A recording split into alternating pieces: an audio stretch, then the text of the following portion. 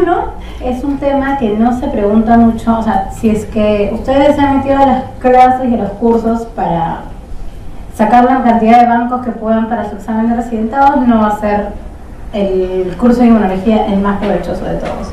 Pero si ustedes están metiendo a ciencias básicas porque quieren tener una muy buena base, tanto para poder tener una buena clínica después, como para poder tener, o sea, ya en sí su desempeño como médicos, inmunología es lo mejor, porque a mí me parece que no se le da mucha importancia en el tema de preguntas, aunque sí hay preguntas, no es un porcentaje alto, pero la inmunología está metida en todas las enfermedades, en todas las especialidades, sobre todo algunas más, ¿no? Reumato, hemato. Entonces aprender de una buena base de inmunología te sirve para todo. Y la inmunología no sé por qué causa alergia, por así decirlo, en la mayoría de médicos. Entonces, saber bien inmunología le va a dar también la diferencia como médicos con otros colegas, ¿no? Porque la mayoría de médicos, inmunología, aparte que es un curso que normalmente en pregrado no se da mucha importancia, eso les va a dar la diferencia a ustedes, ¿no?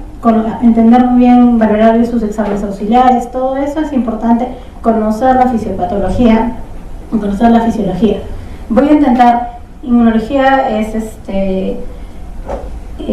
un poco tedioso de repente al comienzo aprender, pero voy a intentar hacerlo lo más fácil, lo más didáctico posible para todos, para que saliendo de acá en 3 horas al menos tengan una muy buena base de inmunología y cualquier cosa que les vengan a venir después no sea nada difícil para ustedes, tanto por ahí para temas de examen o como una mejor base para ser un mejor clínico, o en general mejor médico, ¿no?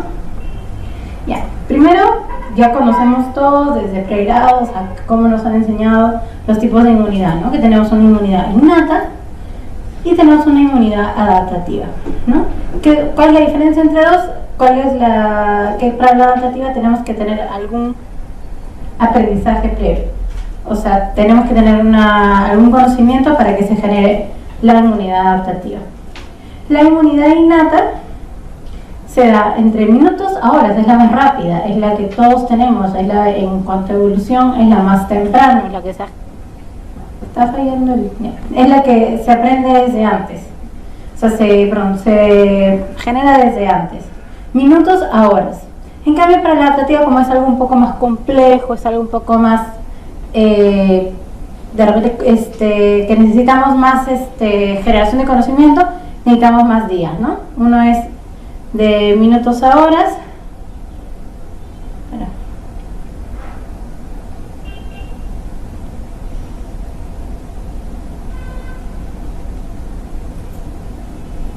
Ya. Uno de minutos a horas y el otro puede ser a días. En cuanto a la especificidad en cuanto a la inmunidad innata es frente a moléculas compartidas tanto por grupos de microbios, moléculas relacionadas a daño del anfitrión. Y en cambio la adaptativa tiene una especificidad frente a antígenos microbianos y no microbianos. Acá la palabra clave es antígeno, ¿no? Supuestamente si nos ponen antígeno no podríamos estar hablando de inmunidad innata. La palabra antígeno es propia de la inmunidad adaptativa. Pero para fines de examen esto no vale porque algunos médicos no se acuerdan que antígeno es solamente para adaptativa y te pueden mezclar la palabra y después por eso vas a decir no, la doctora me dijo que antígeno será adaptativa, así que marqué otra opción. Eso para fines que yo les digo, en verdad adaptativa, la palabra antígeno solamente se debería usar para la inmunidad adaptativa. ¿Por qué? Porque la inmunidad innata no reconoce antígenos, lo que reconoce son moléculas, ¿ya? Reconoce moléculas, cosas mucho más grandes. Es un poco más específico, o sea, reconoce más o menos es cuadrado, es triángulo, es un rectángulo, pero no reconoce es un cuadrado de un Escherichia coli, no, o sea, reconoce cosas más grandes, ¿no? Esa es la especificidad de la inmunidad innata. Y de la adaptativa es, como les digo, es mucho más amplia.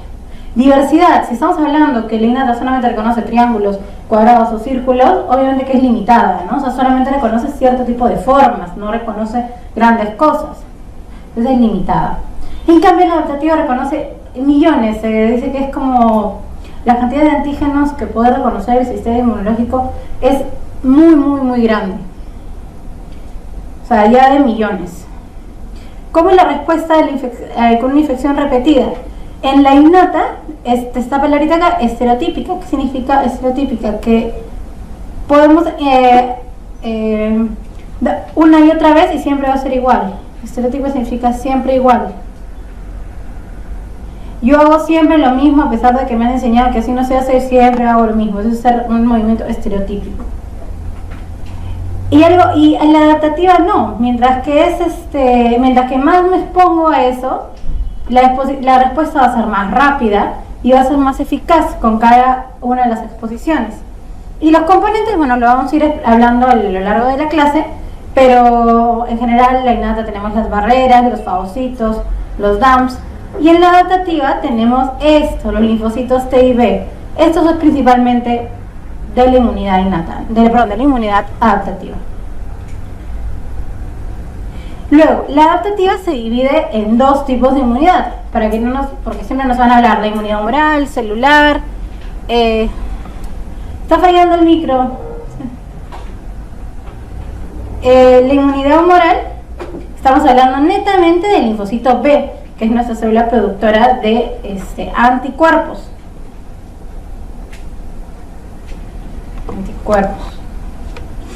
Y la inmunidad celular, tenemos dos tipos de inmunidad celular, la de los linfocitos TCD4 y los linfocitos TCD8. ¿Cuál es el 4 y cuál es el 8? El 8 es el citotóxico y el 4 es el helper. Al helper en textos en español también se conoce como colaborador. Yo les recomiendo que se lo aprendan como helper, no como colaborador, porque después las siglas que se utilizan con la mayoría de textos va a ser TH y TC. En la mayoría de revistas todo van a ser TH y TC, y si ustedes se los aprenden como colaboradores se van a confundir.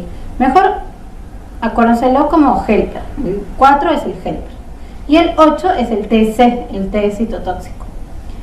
Y cada uno de los tipos de inmunidad va a ir dirigido a un tipo de microbios, hacia qué está, pero a qué está hecho, para qué fue creado ese tipo de inmunidad. La inmunidad humoral está hecho específicamente para todos los microbios extracelulares, ¿ya? Porque acá tenemos los anticuerpos. ¿Y cuál es la función? O sea, obviamente va a bloquear las infecciones de los microbios extracelulares. ¿Cuál es la función del linfocito CD4, el helper, el que ayuda? Es los que están fagocitados en el macrófago. Ese va a activar a los macrófagos para que maten a los microbios que ya están fagocitados. ¿Y cuál es la función del CD8? Los intracelulares. ¿Y qué va a hacer? Este ya va a matar las células que están infectadas o va a eliminar reservorios de infección. Pueden ser células infectadas o pueden ser células con alguna tumoración o algún tipo de daño. Ya es la CD8, CD4, los fagocitados y el linfocito B, los extracelulares. Entonces acá tenemos este cuadrito de cómo, por ejemplo, si yo lo expreso, lo expongo al cuerpo a un tipo de antígeno, el primero en responder va a ser la inmunidad innata, pero va a ser una respuesta chica, una respuesta pequeña, pero va a haber respuesta y bien rápida que va a reaccionar. El segundo va a ser la inmunidad adaptativa, va a demorar un poquito más de días y así está la primera vez, igual la respuesta va a ser un poquito mejor que la de la inmunidad innata. Pero ¿qué pasa cuando lo vuelvo a exponer? La inmunidad innata va a hacer exactamente lo mismo que hizo la primera vez, porque es estereotípica, siempre es igual. Y la adaptativa ya reconoce bien este antígeno y va a reaccionar muy bien, y esta respuesta va a ser hasta igual de rápida que la de inmunidad innata, ¿no? En general, siempre se dice que la inmunidad innata es más rápida, pero cuando es la segunda exposición, la innata y la adaptativa se igualan casi en el tema de rapidez. La adaptativa ya genera una respuesta mucho más rápida y muchísimo más eficaz. Nosotros dependemos bastante de la respuesta de la inmunidad adaptativa para nuestra respuesta en general, o sea, necesitamos de nuestra inmunidad adaptativa. Con la innata nomás, con una respuesta así pequeña, nos estaríamos infectando de todo a cada rato. Y bueno, los tipos de antígenos, solamente para conocimiento general en el tema de antígenos, ¿qué significa cuando un antígeno es autógeno? Es cuando es mío de mí. No sé si han escuchado los trasplantes, las transfusiones autólogas, porque ese antígeno viene de mí, autólogo. Las transfusiones autólogas salieron por los testigos de Jehová, que los están patentando y están haciendo la verdad que buen trabajo, porque las transfusiones autólogas, o sea, tienen diferentes mecanismos para el tema de las transfusiones autólogas que vale la pena revisar, porque en algún momento cualquiera nos podemos enfrentar a estos pacientes. Después tenemos los antígenos singénicos, que significa que es misma genética, diferente persona, misma genética. Esto solamente funciona en los gemelos idénticos, ¿ya? Gemelos idénticos. Solamente. Luego, los halogénicos, o sea, si me hacen un trasplante homólogo, ¿qué significa? Que somos misma especie, pero diferente, o sea, no somos genéticamente iguales. Y cuando somos diferente especie, o sea, eso sería un trasplante heterólogo, es cuando ya no somos de la misma especie, o sea, el chanchito que le das un trasplante a la persona. Después, bueno, quería hablar un poco de las barreras. Bueno, necesito un espacio.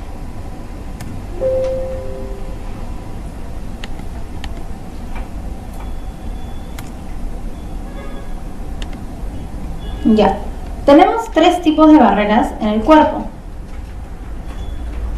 ¿Ya? ¿Qué significan las barreras? Significa cómo está dispuesto en nuestro cuerpo. Es como si hacemos un ejército, ¿no? Entonces, ¿cómo está dispuesto nuestro ejército en nuestro cuerpo? Primero, ¿quiénes están adelante? Tenemos la primera barrera. Primera barrera. ¿Quiénes forman parte de la primera barrera? Acá tenemos nuestras barreras físicas. ¿Ya? Tenemos las mucosas, la piel. ¿Ya? Por ejemplo, nosotros sabemos que si se daña una mucosa hay mayor riesgo de infección. Por ejemplo, la mucosa vaginal. Si se afecta el pH, todo eso es más propensa a que haya infecciones. Porque es su primera barrera. Esa mucosa, lo que produce la mucosa, es la primera barrera. Entonces, si es que primero dañamos la primera barrera, va a ser más susceptible a infecciones. Igualito la piel. Si tenemos un daño en la piel, pues una quemadura, una herida, va a ser también un primer paso para que sigan las siguientes barreras. ¿Cuál sería la segunda barrera? Ya entró a tu piel, ya entró por la mucosa. El primero que viene acá, primero son los fagocitos. Y diferentes, bueno, las células de las células de la inmunidad innata, ¿no? Los fagocitos, los NK, todos los que van a responder rápido. No sé, los mastocitos, si fuera el caso de un ermito, o en el caso de las enfermedades alérgicas, pero las diferentes células de la inmunidad innata, ¿no? En general, la principal acá son los fagocitos. Esa es la segunda barrera que tenemos. Si es que ya se afectó una de estas, pasa a esta. ¿Y cuál es la tercera? Cuando ya no pudieron los fagocitos, no pudieron los NK, no pudieron los mastocitos. No pudo acá también ser complemento. Ya no pudieron. ¿Quién viene? Ya nuestros generales máximos, los linfocitos. Tanto el B como el T, ¿ya? Así está dispuesta las barreras, ¿ya? Todo esto es importante para defendernos contra agentes extraños. Entonces, para que llegue a una generación de anticuerpos, para que llegue a afectar un linfocito T, tiene que haber pasado todas estas barreras, ¿no? Ya, la inmunidad, empezamos un poco ya más en la inmunidad innata. Como mencioné, la inmunidad innata está presente en las barreras físicas, que son tan importantes como cualquier otro mecanismo de la inmunidad innata. Está la fiebre, la inflamación. Para hablar un poco de la fiebre, acá tenemos un poco, o sea, ¿para qué sirve la fiebre, no? Pero todos sabemos que tenemos los pirógenos propios y pirógenos externos, ¿no? Primero, un pirógeno externo podría ser una bacteria que ingresa con Entonces ese se convierte en un pirógeno externo. Pero luego nuestro cuerpo produce diferentes citoquinas que se van a convertir en nuestros pirógenos internos, o sea, lo que nosotros producimos para generar fiebre. Eso le va a mandar señales al hipotálamo para que genere fiebre. ¿Y por qué es importante? Porque al tener fiebre vamos a darle un medio en el cuerpo, o sea, un medio a la bacteria que no sea ideal. Es como, ahorita nuestro cuerpo es perfecto para que las bacterias se reproduzcan, para que las bacterias crezcan, es un mejor momento. Pero lo que hace la fiebre es cambiar todos esos mecanismos, cambiar todo ese medio para que no sea amigable para la bacteria. El problema es que no es amigable para la bacteria, pero es incómodo para la persona, por eso es que se baja la fiebre. O sea, tampoco no vamos a decir no hay que bajar la fiebre porque es un mecanismo inmunológico y vamos a ayudarle. No, porque nuestro cuerpo tiene otros mecanismos, así que bajan la fiebre y no van a decir después a un niño que no le van a bajar la fiebre para que mejor combata sus bacterias. Es un mecanismo bastante molesto, es por eso que sí se recomienda bajar la fiebre, pero no es que nuestro cuerpo se vuelve loco, ¿no? Lo hace por algo. Lo hace porque disminuye el crecimiento bacteriano, porque al reducir también el hierro sérico va a disminuir la proliferación bacteriana, bueno, potencia el sistema inmune, aumenta la actividad de los fagocitos, favorece la migración leucocitaria, aumenta la producción de citoquinas. Todo esto es importante, pero felizmente tenemos otros mecanismos que lo logran, por eso podemos también prescindir de la fiebre. Otro importante, los linfocitos, los fagocitos, que voy a hablar después un poco más, los CNK, el complemento, las citoquinas y bueno, todas las células en general que tenemos en la inmunidad innata. ¿Cómo hace nuestra inmunidad innata? Sí hemos hablado que el cuerpo, la adaptativa tiene los antígenos, reconoce, pero la inmunidad innata no es que reaccione por reaccionar, o sea, no es que está ahí y solamente reacciona por reaccionar, reacciona con algún tipo de patrón, por algo reacciona. ¿Por qué reacciona la inmunidad innata? Como es un poco más sencilla, la inmunidad innata solamente se hace dos preguntas, ¿ya? La inmunidad innata se hace una pregunta que es ¿qué no tengo yo? ¿Qué significa esto? Por ejemplo, hay moléculas, partículas que solamente están en los virus, que solamente están en las bacterias, que no lo encontramos en el cuerpo humano normalmente. Entonces nuestro cuerpo reacciona, ¿no? Entonces dice, yo no tengo eso, voy a reaccionar. Y también dice, bueno, esta es no está gramaticalmente, de repente no es perfecta, pero para explicarlo bien, ¿qué hago cuando me daño? También el sistema inmune innato reconoce cuando mis células, o sea, las células propias, están llegando a un nivel de estrés tan alto que están produciendo moléculas que no deberían producir. Entonces, esas células que están en este estrés no son buenas para el cuerpo. Entonces, nuestro sistema inmune reacciona con la ayuda del sistema inmune innato. Esos reconocimientos por el sistema inmune innato, acá, consecuencia de los microbios y de lo propio dañado, se llaman PAMs y DAMs. PAMs son patrones moleculares asociados a patógenos y DAMs son patrones moleculares asociados a lesión, o le puedes poner acá daño para que te acuerdes la D. ¿Ya? PAM, patógeno, DAM, daño. ¿Ya? Con esas dos tenemos la diferencia y cómo nuestro sistema inmune reacciona a lo extraño, reacciona a lo propio dañado. Entonces, ¿cuáles son los ejemplos de moléculas que no tenemos nosotros? Por ejemplo, los ácidos nucleicos son propios de los virus. A eso va a reaccionar nuestro cuerpo humano, nuestro sistema inmune innato. Proteínas como la pilina, la flagelina, propios de las bacterias, que nosotros no tenemos. Nosotros no tenemos pilina, nosotros no tenemos flagelina. Entonces es un mecanismo por el cual el cuerpo humano puede reconocer que algo extraño se nos ha metido. Lípidos de la pared celular, los glúcidos propios de los hongos, el manano, todo esto no tenemos en el cuerpo, entonces el cuerpo humano reacciona.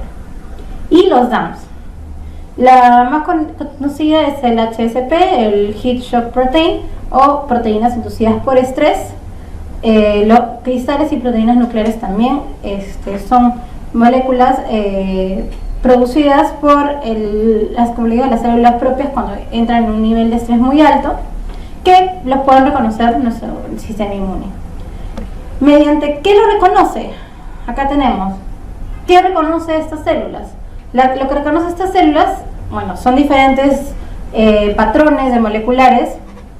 El más importante es el Toll-like receptor. Esto, o receptor tipo Toll, o proteínas tipo Toll, se le conoce como varias formas. Toll-like receptor. ¿Ya? El Toll-like receptor es la más común, que está distribuido en casi todas las células de la inmunidad innata, mediante la cual nosotros vamos a reconocer estos patrones propios o de patógenos de estas células, de estas moléculas. Tenemos 9 tipos de receptores tipo Toll, ¿ya? ¿Cuál es la importancia? Lo único que les diría es que se acuerden las que son intra, porque son menos, para que se acuerden de que por ejemplo, el 3, 7, 8 y 9 son intracelulares, y los que quedan, entonces 2, 4, 5, 6 son del extracelular. Pero 1, 2, 4, 5 y 6 son del extracelular.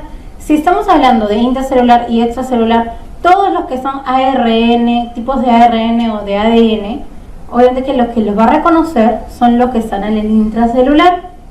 Y todos los que son ya lipoproteínas, los lipopolisacáridos, ese es el más importante, ¿no? El lipopolisacárido, que lo reconoce todos los receptores tipo 4. Todos estos, los que son de las bacterias, que son extra y no intracelulares, lo va a reconocer los tipo Toll que están en el extra, el 1, el 2, el 4, el 5, el 6. Pero no son las únicas moléculas. Tenemos otras. Acá tenemos todas las listas que tenemos de receptores de reconocimiento de patrones. Como les dije, el más importante es el Toll-like receptor, el 1, el 2, el 4, el 5 y el 6 unidas a la membrana plasmática, y el 3, 7, 8 y 9 en el intracelular. Entonces más o menos saben cuál de estas podría reconocer. Las que son ARN es bien fácil, la mayoría obviamente son los intracelular. Y de la cibotol, la única que, bueno, la más importante es que la 4 reconoce los lipopolisacáridos. Otro importante de acá es las lectinas tipo C. Las lectinas tipo C, el receptor de manosa, que es el más conocido, es propio de los fagocitos, ¿ya? Los fagocitos también tienen Toll-like receptor, pero el que es propio de ellos es las lectinas tipo C. Hay un tipo de lectinas tipo C que es el receptor de manosa. Ese es propio de los fagocitos, ¿ya? Y bueno, hay diferentes tipos de receptores de reconocimiento de patrones que van a reconocer todas este tipo de células.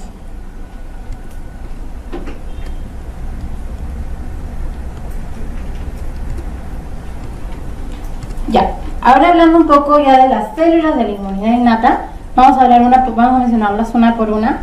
Primero quiero hablarles de los fagocitos. Oye, mejor vamos a hacer esto. Ustedes cuando toman un hemograma, ¿ya? Cuando toman un hemograma, les he puesto acá las que salen en el hemograma, ¿no? En el hemograma tenemos los neutrófilos, los segmentados, que les salen en la diferencial de un hemograma. Bueno, linfocitos NK no salen, pero salen linfocitos. Basófilos, sale eosinófilos y salen monocitos. ¿Qué quiere decir esto? ¿Por qué las tenemos acá? Porque son de sangre periférica. O sea, ¿por qué las podemos dosar en un hemograma? Porque son de sangre periférica. Todo lo que tenemos acá, las que les he puesto acá, son de sangre periférica. Entonces, si yo las saco en un hemograma, los voy a reconocer. O sea, si yo le saco sangre periférica al paciente, voy a reconocer que tiene monocitos, voy a reconocer, perdón, que tiene monocitos, que tiene eosinófilos, neutrófilos, linfocitos. ¿Qué no voy a ver nunca en un hemograma? ¿Qué células no encuentran en un hemograma? ¿Un macrófago ven en un hemograma? ¿Ahí les pone macrófagos? No. Mastocitos. ¿Qué otra célula no hay en un hemograma? Y que ustedes saben que tenemos. La célula dendrítica tampoco.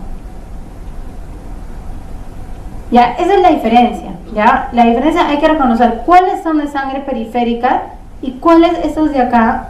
Todos estos de acá son de sangre periférica. Y todos estos de acá son de tejidos. ¿Ya? Entonces, el neutrófilo obviamente que es de sangre periférica. El neutrófilo es un fagocito, es un tipo de fagocito. El basófilo, pero el linfocito NK tiene, voy a poner acá, mi linfocito NK,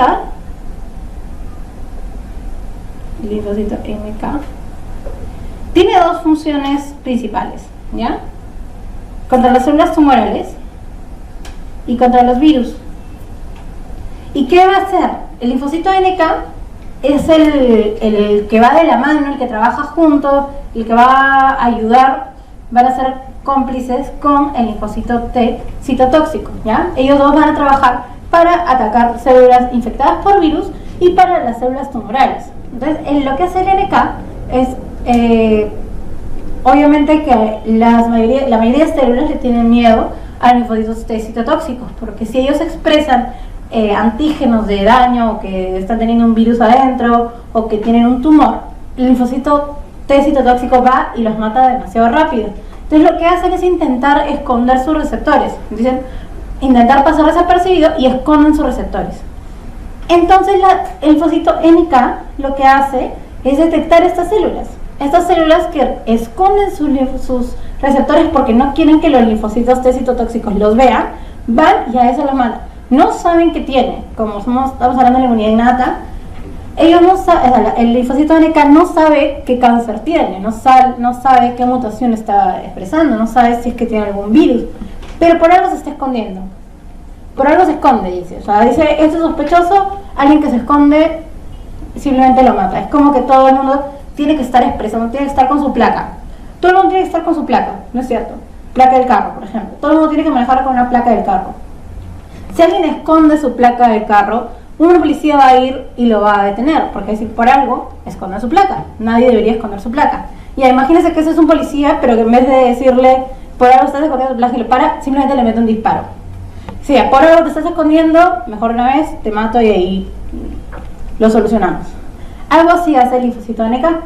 Y también puede ayudar a los fagocitos, puede ayudar a que los fagocitos se activen. Pero una de sus funciones principales es este mecanismo por el cual ayuda al linfocito T citotóxico. El eosinófilo tiene estos gránulos adentro que supuestamente están hechos para que combatan nuestras infecciones por parásitos. Ya es para eso, para que los crearon. Pero es el dolor de cabeza de los alergólogos porque se elevan en las enfermedades alérgicas. Parece que el cuerpo no distingue mucho a esas enfermedades, crea todo un sistema inmunológico especialista para combatir parásitos, pero este es parte del sistema inmunológico hecho para combatir parásitos, ha sido los que ha creado que tengamos especialidad, porque es lo que falla para que en vez de atacar el parásito, está que atacar al pobre ácaro. Entonces dice, esto es una enfermedad y al final el paciente está con rinitis, está con alergia. El eosinófilo es el responsable de la modificación pulmonar, o sea, todos los cambios pulmonares que tienen los pacientes asmáticos. Entonces el eosinófilo tiene unos gránulos que dañan al parásito, pero al romperse en condiciones saludables, en condiciones que no hay un parásito, dañan también tejidos propios. Entonces es por eso que el eosinófilo, a pesar de que es el que está hecho para los parásitos, es también uno de los responsables de las enfermedades alérgicas. Otro responsable de las enfermedades alérgicas es acá, el basófilo. El basófilo y el mastocito es lo mismo, ¿ya? El basófilo y el mastocito es la misma cosa.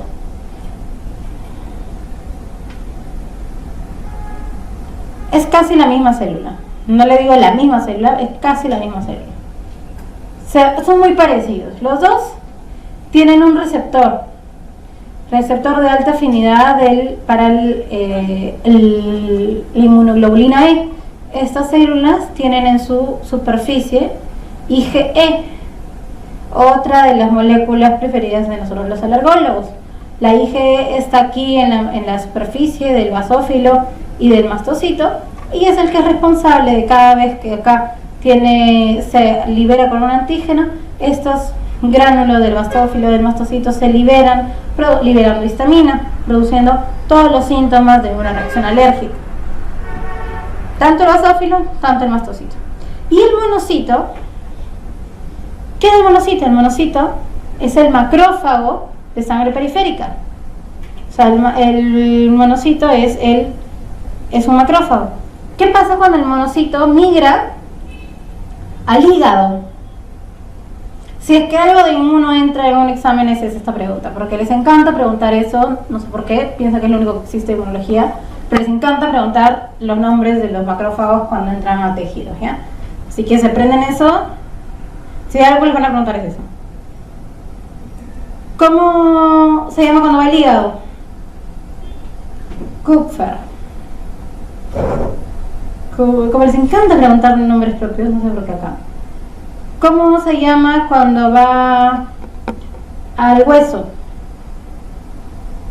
Osteoblasto. ¿Cómo se llama cuando va al pulmón? Eso es fácil. Es el macrófago alveolar. Alveolar. Y me falta cerebro. La microglía. ¿Ya? Esos son los macrófagos específicos de cada tejido. Ahorita voy a hablar un poquito más de en sí cómo funciona un...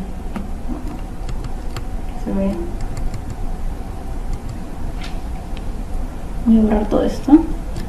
Y voy a hablarles un poco más de cómo funciona un fagocito.